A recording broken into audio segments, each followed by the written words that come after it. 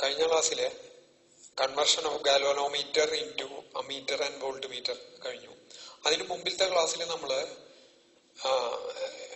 Resistance in സീരീസും resistance in പാരലലിന്റെയും കോമ്പിനേഷന്റെ effective റെസിസ്റ്റൻസാ പറഞ്ഞു. ഇന്ന് നമുക്ക് സീരീസിന്റെയും പാരലലിന്റെയും കോമ്പിനേഷൻ നോക്കാം. അതായത് series മാത്രമുള്ളപ്പോൾ effective resistance R=R1 + R2 + R3 എന്ന് പറഞ്ഞു. പാരലൽ മാത്രമാണെങ്കിൽ 1/R = 1/R1 + 1/R2 + 1/R3 എന്ന് പറഞ്ഞു.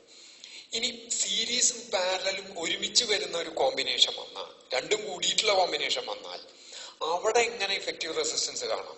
കാരണം ഒരു സർക്യൂട്ടിന്റെ ഇഫക്റ്റീവ് റെസിസ്റ്റൻസ് കണ്ടാലേ, ഒരു സർക്യൂട്ടിലെ ഇഫക്റ്റീവ് റെസിസ്റ്റൻസ് ആറാണെന്ന് വിചാരിക്കാം. ഇഫക്റ്റീവ് ആയിട്ടുള്ള റെസിസ്റ്റൻസ് അതിലത്തെ ബാറ്ററിയുടെ PdV ആണെങ്കിൽ the current drawn from the cell equals V/R. സെല്ലിൽ നിന്ന് ഡ്രോ ചെയ്യുന്ന കറന്റ് V/R ആണ്. അല്ലെങ്കിൽ EMF തന്നിരിക്കുന്നത് വെച്ചാൽ EMF തന്നിരിക്കുന്നത് അതിന്റെ ഇന്റേണൽ റെസിസ്റ്റൻസ് R ആണെങ്കിൽ effective resistance drawn from the cell, ആ സെല്ലിൽ നിന്ന് വലിച്ചെടുക്കുന്ന കറന്റ് എന്ന് പറയുന്നത് EMF by effective resistance R circuit plus internal resistance. അപ്പൊ നമുക്ക് സർക്യൂട്ടിന്റെ ഇഫക്റ്റീവ് റെസിസ്റ്റൻസ് കണ്ടേ പറ്റൂ കറന്റ് കാണാൻ. അപ്പൊ ഇഫക്റ്റീവ് റെസിസ്റ്റൻസ് കാണുമ്പോ കോമ്പിനേഷൻ, സീരീസിന്റെയും പാരലിന്റെയും തന്നെ കോമ്പിനേഷൻ വന്നാൽ എങ്ങനെ കാണാം എന്നുള്ളതാണ് ഇന്ന് നോക്കാൻ നേരം. ഇപ്പൊ ഇവിടെ നോക്കാം. ഇവിടെ നോക്കുമ്പോ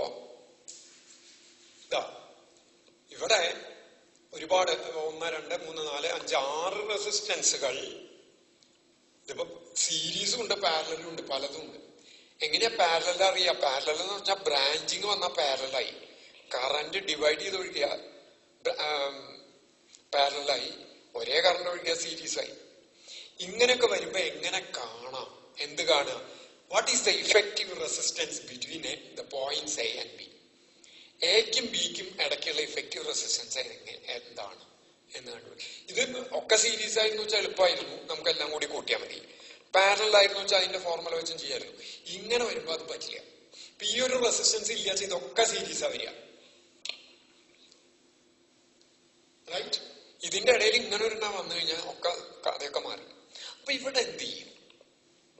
ഇവിടെ നമ്മള് ഒരു സർട്ടൺ പ്രൊസീജിയർ എടുക്കാം, പല പല സ്റ്റെപ്പായിട്ട്. ഫസ്റ്റ് സ്റ്റെപ്പായിട്ട് ഇങ്ങനെ ഒരെണ്ണം തന്നാൽ, ഇപ്പൊ ഈ റെസിസ്റ്റൻസുകൾക്ക് പേരില്ലെങ്കിൽ, ഇപ്പൊ ഇവിടെ പേരൊന്നും കൊടുത്തിട്ടില്ല, വാല്യൂ കൊടുത്തിട്ടുള്ളൂ.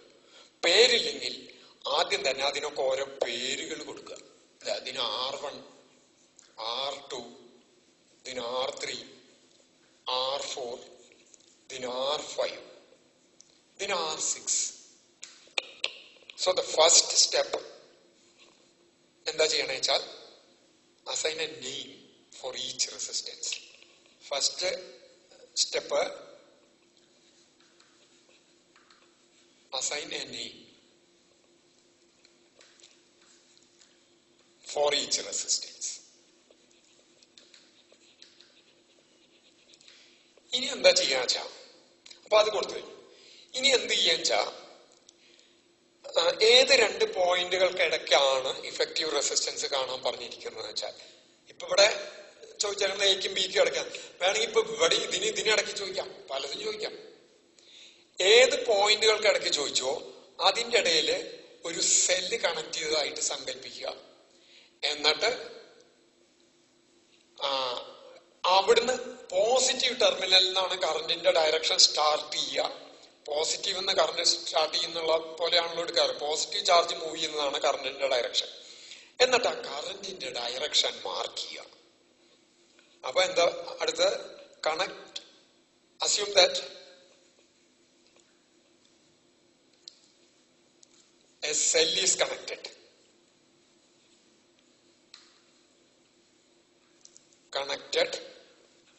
And mark the directions of current. Mark the directions of current. അതെങ്ങനെയാ നോക്കാം. ഇപ്പൊ ഞാൻ ഇവിടെ സെല്ല് കണക്ട് ചെയ്തതായിട്ട് സങ്കല്പിക്കുകയാണ്. പോസിറ്റീവ് ഇങ്ങോട്ട് കണക്ട് ചെയ്തു, അങ്ങനെ കണക്ട് ചെയ്തു. അപ്പൊ ഇവിടുന്ന് കറന്റ് പുറപ്പെട്ടു. കറണ്ട് പുറപ്പെട്ടു. I1 എന്ന് എഴുതി നോക്കിയാൽ ഇതിൽ കൂടെ ഇവിടുന്ന് പുറപ്പെടുന്ന കറണ്ട് ഇത് I1. അപ്പൊ ഇത് I1. ഇവിടെ എത്തിയാൽ നോക്കൂ, ഈ കറണ്ടിന് സ്പ്ലിറ്റ് ആയേ പറ്റൂ. കറണ്ട് സ്പ്ലിറ്റ് ആയേ പറ്റൂ. അപ്പൊ ഇതിൽ കൂടെയുള്ള കറണ്ടിനെ ഞാൻ I2 എന്ന് കൊടുത്തു. ഇതിൽ കൂടെയുള്ള കറണ്ടിനെ ഞാൻ I3 എന്നും കൊടുത്തു.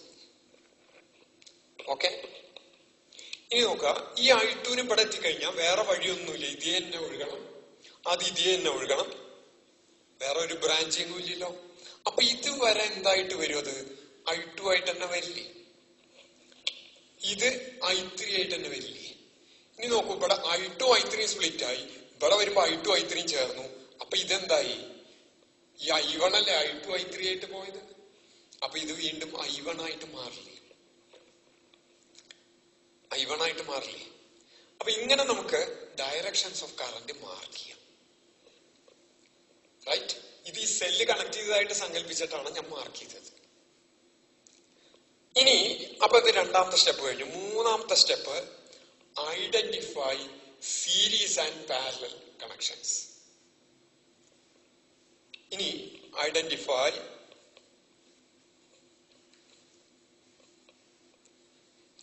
series and parallel connections. അപ്പൊ ഇത് എങ്ങനെയാണ് സീരീസും പാരലലും കണക്ഷൻസ് ആയി ഐഡന്റിഫൈ ചെയ്യാൻ? ഐഡന്റിഫൈ ചെയ്യാൻ എവിടെയൊക്കെ ബ്രാഞ്ചിങ് വരുന്നോ അതൊക്കെ പാരലലാണ്, എവിടെയൊക്കെ ബ്രാഞ്ചിങ് ഇല്ലാതിരിക്കുന്നോ അതൊക്കെ സീരീസ് ആണ്.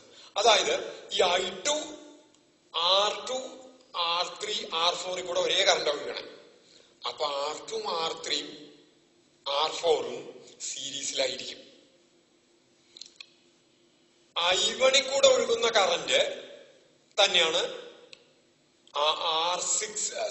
R1 കൂടെ ഒഴുകുന്ന കറണ്ട് തന്നെയാണ് R6 കൂടെ ഒഴുകുന്നത്. അപ്പൊ R1 R6 സീരീസ് ആവണം. പക്ഷെ അതിന്റെ ഇടയില് വേറൊരു റെസിസ്റ്റൻസ് വരുന്നുണ്ട്. ഏത് resistance?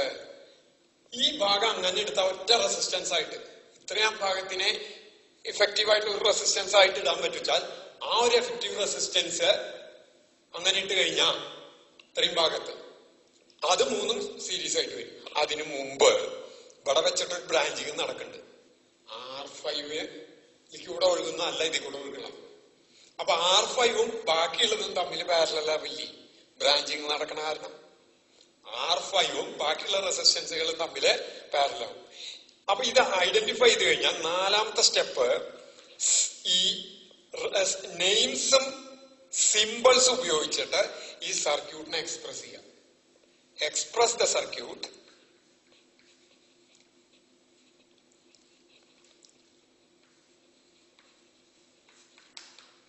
in terms of names and symbols. Names and symbols. എന്ത് സിമ്പിൾസ്? പാരലലും സീരീസിനുള്ള സിമ്പിൾസ്. ഏതാ നെയിംസ്? R1 R2 R3 ആ നെയിംസ് ആണ് നെയിംസ്. അതെങ്ങനെയാന്നുള്ളത് ഞാൻ കാണിക്കാം. ദാ ഞാൻ ഈ എന്തെന്ന് പിടിച്ചു R1. ഞാൻ സീരീസിനിടുന്ന സിമ്പിൾ ഇതാണ്. സീരീസിന് പാരലലിന് ഈ സിമ്പിൾ ഇടാം. R1 സീരീസ് വിത്ത് ഈ ഫുൾ സാധനത്തിന് R1 സീരീസ് അല്ലേ വരുന്നത്. അപ്പൊ ഞാൻ അവിടെ വലിയൊരു ബ്രാക്കറ്റ് ഇട്ടു.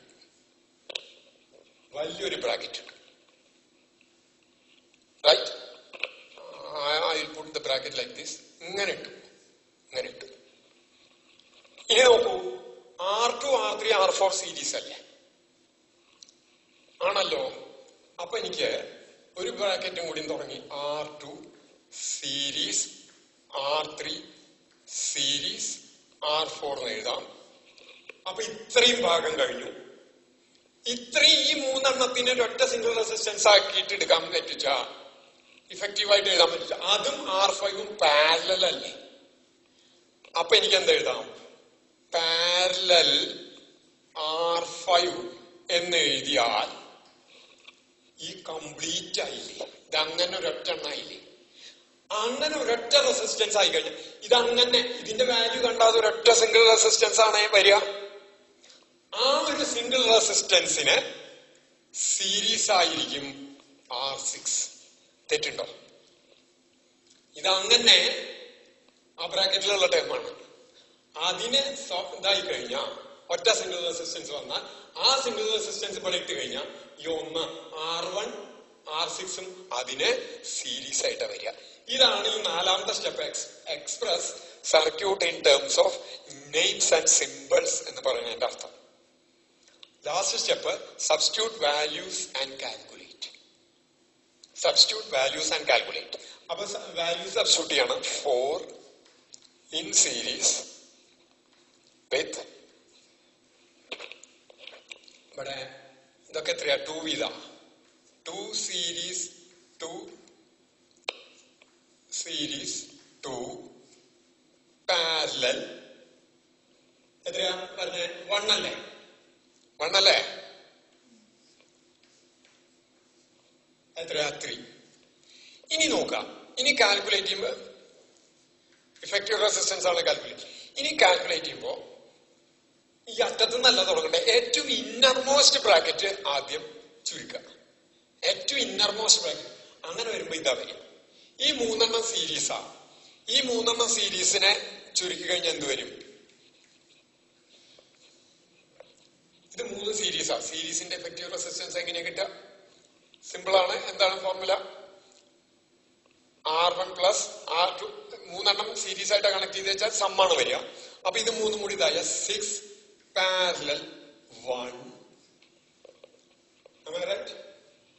6 parallel 1. Sorry, let me write. ഇത് 3 ohm ആയിട്ടില്ല. ഒരു കാൽക്കുലേഷൻ സൗകര്യത്തിന് കേട്ടോ. അപ്പൊ ഞാൻ ഇവിടെ 3 ഇടുന്നു. ഓക്കെ ഓക്കെ, ഒരു കാൽക്കുലേഷൻ സൗകര്യം. അതെന്താണെന്ന് ഫ്രാക്ഷൻ ഒഴിവാക്കാൻ വേണ്ടിയിട്ടാണ്. ഇത് വന്നാലും ഫ്രാക്ഷനിൽ വരുന്നേ ഉള്ളൂ, കുഴപ്പമില്ല. ഇനി ഈ ബ്രാക്കറ്റ് സോൾവ് ചെയ്യാം. 2 പാരലൽ ആയിട്ട് വന്നാൽ അവിടുത്തെ ഫോർമുല, ഇഫക്റ്റീവ് റെസിസ്റ്റൻസിന്റെ ഫോർമുല, 2 റെസിസ്റ്റൻസുകൾ പാരലൽ ആയിട്ട് വന്ന ഇഫക്റ്റീവ് റെസിസ്റ്റൻസിന്റെ formula R1 R2 by R1 plus R2 എന്ന് ഞാൻ ഒന്ന് പറയണ്ടായി പാരലൽ കോമ്പിനേഷൻ എടുക്കുമ്പോ. അപ്പൊ ഇതെന്ത് വരും? 6 × 3 6 3 18 by 9. 6 × 3 by 6 plus 3 series 3. ഇതെത്രയാ? 6 3 18 by 9 2. 4 series 2 series 3. അപ്പൊ എഫക്റ്റീവ് റെസിസ്റ്റൻസ് എന്തായി? ഇതൊക്കെ സീരീസ് ആണ്. 4 2 6 3 9 ഓം എന്ന് കിട്ടി. ഇനിയിപ്പോ ഇവിടെ കണക്ട് ചെയ്തിട്ടുള്ള ഇതിന്റെ വോൾട്ടേജ് 18 ആണെങ്കിൽ ടോട്ടൽ കറന്റ് ഡ്രോൺ അങ്ങനെയാണെങ്കിൽ 18 വോൾട്ട്സ് ആണ് സപ്ലൈ ചെയ്തേക്കുന്ന. Current drone equals 18/9. എത്ര കിട്ടും? 2 ഓം എന്ന് കിട്ടും. 2 ഓം എന്ന് കിട്ടും. Sorry, 2 ampere. ഓം അല്ല, 2 ആംപിയർ. ഓം മറ്റേ റെസിസ്റ്റൻസിന്റെ യൂണിറ്റ് ആണ്. 2 ആംപിയർ. ഇങ്ങനെ നമുക്ക് ചെയ്യാം. ഞാനൊരു ഉദാഹരണം കൂടി ചെയ്യാം. ഈ 4 നമുക്കൊരു പ്രോബ്ലം കൂടി നോക്കാം. ഇതേപോലെ ഇവിടെ ഒരു സർക്യൂട്ട് തന്നിട്ടുണ്ട്. ഇവിടെ 2 പോയിന്റ് എക്കും ബിക്കും ഇടയ്ക്കുള്ള എഫക്റ്റീവ് റെസിസ്റ്റൻസ് കാണാം. ഈ ബി എന്നുള്ള പോയിന്റ് ഇതെന്നെ പോയിന്റ് ആയിട്ട് എടുക്കാം, കാരണം ഇവിടെ കണ്ടക്ടർ ആണ്. അതല്ലെങ്കിൽ ഇവിടെ ബി എവിടെ വേണമെങ്കിൽ വരാട്ടോ. ഇവിടെ വരാം. അതിനിടയ്ക്കുള്ള എഫക്റ്റീവ് റെസിസ്റ്റൻസ് പലതും ചോദിക്കാം. ഞാനിപ്പോ ഇതിൽ ഇങ്ങനെ ചോദിച്ചു. അപ്പൊ നമുക്ക് ഇത് പ്രകാരം എന്താണ് ആദ്യം നമുക്ക് ഈ മെത്തേഡിൽ ഒന്ന് സോൾവ് ചെയ്യാൻ നോക്കാം. ആദ്യത്തെ സ്റ്റെപ്പ് എന്ന് പറഞ്ഞാൽ ഓരോ റെസിസ്റ്റൻസിനും പേര് കൊടുക്കലാണ്. അപ്പൊ ഇതിന് R1 എന്ന് കൊടുത്തു, ഇതിന് R3 എന്ന് കൊടുത്തു, ഇതിന് R2 എന്ന് കൊടുത്തു, R4 എന്ന് കൊടുത്തു, ഇതിന് R5 എന്ന് കൊടുത്തു, ഇതിന് R6 എന്ന് കൊടുത്തു. ഈ റെസിസ്റ്റൻസ് ക്ലിയർ ആണല്ലോ. ഇനി അപ്പൊ ഫസ്റ്റ് ഇത് കഴിഞ്ഞു. ഇനി എക്കും ബിക്കും ഇടയ്ക്ക് ഒരു സെല്ല് കണക്ട് ചെയ്തതായിട്ട് സങ്കല്പിക്കുക എന്നാണ് പറഞ്ഞത്. അപ്പൊ പോസിറ്റീവ് ടെർമിനൽ എക്ക് കണക്ട് ചെയ്തായിട്ട് കൊടുക്കുകയാണ്. അപ്പൊ കറന്റ് അവിടുന്ന് ഇങ്ങനെ വന്ന് ഇങ്ങോട്ട് ഒഴുകും. ഇതിന് ഞാൻ I1 എന്ന് കൊടുത്തു. ടോട്ടൽ കറണ്ട് തന്നെ I1, ബാറ്ററിയിൽ നിന്ന് വലിക്കുന്ന കറണ്ട് I1. അപ്പൊ ഇത് I1. ഇവിടെ ഞാൻ ഇതിനെ ഇവിടെ എത്തുമ്പോ ഇത് സ്പ്ലിറ്റ് ആകും. ഇതിന് ഞാൻ I3 എന്ന് കൊടുത്തു. ഈ കറണ്ടിന് ഞാൻ I2 എന്ന് കൊടുത്തു.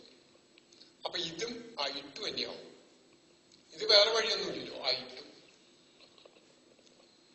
റൈറ്റ്. ഈ I3 ഇവിടെ വന്നാൽ ഇത് I3 അല്ലേ, ഇവിടെ നിങ്ങളുടെ I3 അല്ലേ, അത് ഇവിടെ വന്നാൽ എന്ത് വരണം? സ്പ്ലിറ്റ് ആവണ്ടേ, റൈറ്റ്. ഇതിന് ഞാൻ ഈ കറണ്ടിന് ഞാൻ I4 എന്ന് കൊടുത്തു, ഈ കറണ്ടിന് I5 എന്ന് കൊടുത്തു. അപ്പൊ ഇത് I5, ഇത് ഇങ്ങോട്ട് കടന്നാലും I5 തന്നെ, ഇതിവിടെ എത്തിയാലും I5 തന്നെ. ഇതോ, ഇത് I4. Is the figure clear? എന്താണ്ടായേ? I1 വന്നു, ഇവിടെ എത്തിയപ്പോ സ്പ്ലിറ്റ് ആയി. ഇങ്ങടെ I2 ഒഴുകി, ഇങ്ങടെ I3 ഒഴുകി. ഈ I3 ഇവിടെ എത്തിയപ്പോ സ്പ്ലിറ്റ് ആയി. I4, ഇങ്ങടെ I5. റൈറ്റ്. ഇനി identify series and parallel and express the circuit എന്നാണ് പറയണത്. ഞാൻ ഇവിടുന്ന് സ്റ്റാർട്ട് ചെയ്യാണ്. അപ്പൊ R1 സീരീസ് ആണ്. ഇഫക്റ്റീവ് റെസിസ്റ്റൻസ് കണ്ട് അതിന് എഴുതാണ് R ഈക്വൽസ് R1. സീരീസിന്റെ സിമ്പിൾ ഇങ്ങനെയാണ്. ഇത് അങ്ങനെ ഒരൊറ്റ റെസിസ്റ്റൻസ് ആയിട്ട് ഇത്രയും ഭാഗം ഒറ്റ റെസിസ്റ്റൻസ് ആയിട്ട് ഇട്ടാൽ, അവിടെ ഇട്ടാൽ ഇങ്ങനെ റെസിസ്റ്റൻസ് ഇട്ടാൽ ഇത് രണ്ടും സീരീസ് ആയിട്ടല്ലേ വരിക? ആണല്ലോ. അപ്പോ ഒരുപാട് റെസിസ്റ്റൻസുകളുടെ കോമ്പിനേഷൻ കാണണം. അതിന് ഞാൻ വലിയൊരു ബ്രാക്കറ്റ് ഇട്ടു. ഇനി ജംഗ്ഷനിൽ തുടങ്ങുകയാണ്. ജംഗ്ഷനിൽ തുടങ്ങുമ്പോ ഈ R2, 8 ohm എന്ന് പറയണത് R2 ആണ്. R2 ഇത്രയും ഭാഗത്തിന് പാരലലാണ്. ഇത്രയും ഭാഗത്തിന് R2 പാരലലാണ്. കാരണം സ്പ്ലിറ്റ് ചെയ്യണു. സ്പ്ലിറ്റ് ചെയ്തിട്ട് ഇവിടുന്ന് ഇങ്ങനെ സ്പ്ലിറ്റിങ് വന്നിട്ടാണ് വരുന്നത്. അപ്പൊ ഇത്രയും ഭാഗത്തിന് R2 പാരലലാണ്. സംശയമില്ലല്ലോ. എനിക്ക് എന്താ എഴുതാം? R2 parallel. ഇനി ഞാൻ പാരലൽ എത്രയാണ്? ഇത്രയും ഭാഗമാണ്. ആ ഭാഗത്തേക്ക് കടക്കുകയാണ്. അപ്പൊ ആദ്യം വരുന്ന R3 ആണ്. R3 ഇവിടെ ഞാൻ വേറൊരു സ്ക്വയർ ബ്രാക്കറ്റ് ഇടുന്നു. കാരണം ഈ R3 ഇതുമായിട്ട് വേറെ രീതിയിലാണ് വരുന്നത് കാണിക്കാനാണ് സ്ക്വയർ ബ്രാക്കറ്റ് ഇടുന്നത്. R3 ഇങ്ങോട്ട് വന്നിട്ട് അത് ഇത്രയും ഭാഗത്തിന് ഈ 3 റെസിസ്റ്റൻസിന് R3 ഒരുമിച്ച് എഴുതി കഴിഞ്ഞാൽ ഈ 3 എണ്ണത്തിനെ മാറ്റിയിട്ട് ഒരു സിംഗിൾ റെസിസ്റ്റൻസ് ആയിട്ട് ഇടാൻ വെച്ചാൽ അത് ഇവിടെ ആ സിംഗിൾ റെസിസ്റ്റൻസ് ഇട്ടാൽ R3 അതും സീരീസിലാണ് വരിക. ഇത്രയും ഈ ട്രയാങ്കുലർ 3 റെസിസ്റ്റൻസിന്റെ ഇഫക്റ്റീവ് റെസിസ്റ്റൻസ് കണ്ടിട്ട് ഒറ്റ റെസിസ്റ്റൻസ് ആയിട്ട് എഴുതാൻ പറ്റുച്ചാൽ, ഒറ്റ റെസിസ്റ്റൻസ് ആയിട്ട് എഴുതിയാൽ ഞാനത് ഇങ്ങനെയല്ല ഇങ്ങടെ കണക്ട് ചെയ്യാം. അപ്പൊ R3 ആ ഒരൊറ്റ സിംഗിൾ റെസിസ്റ്റൻസും സീരീസിലായിരിക്കും. അപ്പൊ എനിക്ക് എന്താ എഴുതണം? In series. ഇനി ഈ ഭാഗത്തേക്ക് കിടക്കാണ്. അപ്പൊ ഞാൻ വേറൊരു ബ്രാക്കറ്റ് ഇട്ടു. അതെങ്ങനെ വരും? R4 ഇവിടെ എത്തുമ്പോ ഇവിടുന്നാ തുടങ്ങേണ്ടത് അല്ലേ? ഈ 3 എണ്ണത്തിന്റെ അല്ലേ ഞാൻ നോക്കി വരുന്നത്. അങ്ങനെ വരുമ്പോ R4 ഇങ്ങനെ വരുന്നു. അതിന് പാരലലാണ് R5ഉം R6ഉം സീരീസ്. R4ന് R5 R6 സീരീസ് കോമ്പിനേഷൻ R4ന് പാരലലാണ്. ആണല്ലോ. അപ്പൊ എനിക്ക് എന്താ എഴുതാം? പാരലൽ. വീണ്ടും ഒരു ചെറിയ ബ്രാക്കറ്റ് ഇട്ട് R5 സീരീസ് R6 എന്നെഴുതി. പിന്നെ ഞാൻ ഒരു വലിയ ബ്രാക്കറ്റ് ഇട്ടു. ശരിയാണോ എഴുതിയിരിക്കുന്നത്? നോക്ക. R1 തുടങ്ങി. തുടങ്ങിയപ്പോ R1 ഇവിടെ എത്തിയപ്പോ ഇതിന്റെ ഇടയ്ക്ക് എക്കും ബിക്കും ഇടയ്ക്ക് ഇങ്ങനെ ഒരു വലിയ സാധനമാണ്. അതിന്റെ അങ്ങനെ ഒരു ഇഫക്റ്റീവ് റെസിസ്റ്റൻസ് കണ്ട ആ റെസിസ്റ്റൻസ് ഇട്ടാൽ അത് R1 സീരീസ് ആയിട്ട് വരും. അത് വലിയൊരു സാധനമാണ്. അപ്പൊ R1 സീരീസ് ആ ടേംസ് മുഴുവൻ എഴുതി. ഇനി അതിന്റെ ഉള്ളിലേക്ക് കടന്നു. അതിന്റെ ഉള്ളിലേക്ക് കടക്കുമ്പോ R2 ആദ്യം എടുത്തു, ഇവിടുന്ന് എടുത്തു. R2നെ തന്നെ നിർത്തിയ R2ന് ഇത്രയും ഭാഗം പാരലൽ ആണ്. R2 പാരലൽ ഇത്രയും ഭാഗം. അപ്പൊ R2 കഴിഞ്ഞിട്ടുള്ള ഭാഗം തുടങ്ങി. റൈറ്റ്? R2 കഴിഞ്ഞിട്ടുള്ള ഭാഗം തുടങ്ങി. അവിടെ ആദ്യം വരുന്ന R3 ആണല്ലോ. ആ R3 ഈ മൂന്നെണ്ണത്തിന് ഒരൊറ്റ റെസിസ്റ്റൻസ് ആയിട്ട് എഴുതിയാൽ ആ R3ക്ക് അത് സീരീസ് ആയിട്ടാണ് വരിക. ഞാൻ സീരീസിന്റെ സിമ്പിൾ ഇട്ടു. ഇനി ഈ മൂന്നെണ്ണത്തിലേക്ക് കടന്നു. ഇവിടുന്ന് തുടങ്ങുമ്പോൾ R4 എന്നുള്ളതിന് പാരലൽ ആയിട്ടാണ് ഇവിടെ വെച്ചിട്ട് സ്പ്ലിറ്റിംഗ് നടക്കണേ. അപ്പൊ R4 parallel, R5 R6 in series. ഇനി വാല്യൂ കൊടുക്കുകയാണ്. വാല്യൂ കൊടുക്കുമ്പോ R1 എന്ന് പറഞ്ഞ 2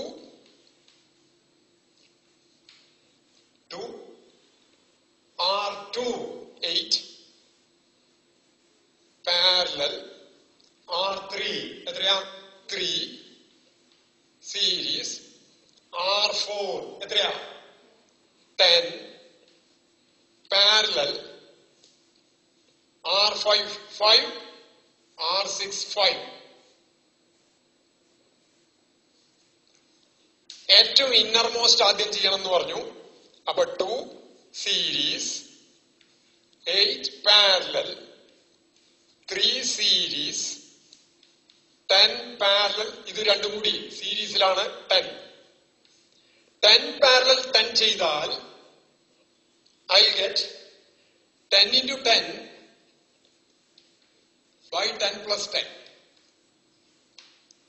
ആണ് പാരലൽ കോമ്പിനേഷന്റെ ഫോർമുല. അപ്പൊ അത് 5 ആവും. 100/20 5. അപ്പൊ എന്ത് വന്നു? 2 സീരീസ്, 8 പാരലൽ, 3 സീരീസ് 5 ഈക്വൽസ്, ഇത് 8 ആണ്. 2 സീരീസ്, 8 പാരലൽ 8. 8 പാരലൽ 8 എന്ന് പറഞ്ഞ അതിന്റെ effective resistance 8 into 8 by 8 plus 8. എന്നിട്ട് 64/16 4. 16 4 64. 2 സീരീസ് 4 6 ohm എന്ന് കിട്ടും. റൈറ്റ്? ഇങ്ങനെ നമുക്ക് കണ്ടുപിടിക്കാം. പക്ഷെ ഇവിടെ ഒരു പ്രശ്നമുണ്ട്. എല്ലാം ഇതേ മെത്തേഡിൽ സോൾവ് ചെയ്യാൻ പറ്റില്ല. ഈ ബി എന്നുള്ള പോയിന്റ് ഞാൻ ഇതിന് പകരം ഇവിടെ എടുക്കണേ നിൽക്കുക. Suppose if I take the B here. അപ്പൊ നോക്കൂ, ഇവിടുന്ന് ഇങ്ങനെ വന്നു, ഇത് സ്പ്ലിറ്റ് ആയി കഴിഞ്ഞാൽ ഇവിടുന്ന് ഇങ്ങോട്ട് ഒരു കറണ്ട് ഒഴുകാം, ഇവിടുന്ന് ഇങ്ങോട്ട് ഇതെല്ലാം ഇങ്ങോട്ട് ചെന്നു ഇവിടേക്ക് ബിയിലേക്ക് വന്നു എന്ന് പറയാം. പക്ഷെ ഇവിടെ അല്ല ബി നിൽക്കുക. ഇവിടുന്ന് ഈ കറണ്ട് ഇവിടുന്ന് ഇങ്ങോട്ടാണ് ഒഴുകുക, എന്നുള്ള സംശയമായി. Is that idea clear? ഇവിടുന്ന് വരുന്ന കറണ്ട് ഇങ്ങടെ ഒഴുകുവോ? ഈ I2 ഇല്ലേ, I2 ഇങ്ങടാണോ ഒഴുകുക നമുക്ക് പറയാൻ പറ്റൂ. ഇടയ്ക്ക് എടുക്കുന്ന വെച്ചാൽ എല്ലാം ഇങ്ങോട്ട് പോകണമെന്ന് പറയാം. ഇവിടുന്ന് ഇങ്ങടാണോ ഒഴുകുക അതോ ഇവിടുന്ന് ഇങ്ങടാണോ ഒഴുകുക പറയാൻ പറ്റില്ല. അപ്പോ ഈ മെത്തേഡ് ഇവിടെ വർക്കബിൾ അല്ല. ഈ പറഞ്ഞ മെത്തേഡ് എല്ലാ കേസിലും വർക്ക് ചെയ്യാൻ പറ്റില്ല. ചില കേസിൽ അത് ഫെയിലിയർ ആവും. ഫെയിലിയർ അല്ലാത്ത കേസിൽ നമുക്ക് യൂസ് ചെയ്യാൻ പറ്റും. ഇങ്ങനെ എഫക്റ്റീവ് റെസിസ്റ്റൻസ് കാണാം. ഈ അങ്ങനെ ഫെയിലിയർ ആവുന്ന കേസിലും നമുക്ക് ടോട്ടൽ കറന്റും ഇഫക്റ്റീവ് റെസിസ്റ്റൻസും കണ്ടുപിടിക്കാൻ പറ്റില്ലല്ലോ. അവിടെ എന്ത് ചെയ്യും? അവിടെയാണ് we can use 2 very important rules given by Gustav Kirchhoff, ഒരു ജർമ്മൻ ഫിസിസിസ്റ്റ് ആണ്. കിർച്ചോഫ്സ് റൂൾസ് എന്ന് പറഞ്ഞിട്ട് 2 എണ്ണം ഉണ്ട്. അതുപയോഗിച്ച് ഏത് കോംപ്ലിക്കേറ്റഡ് നെറ്റ്വർക്കും സോൾവ് ചെയ്യാൻ പറ്റും. ഇനി അതിലേക്കാണ് കടക്കുന്നത്. തൽക്കാലം ഇവിടെ നിർത്താം.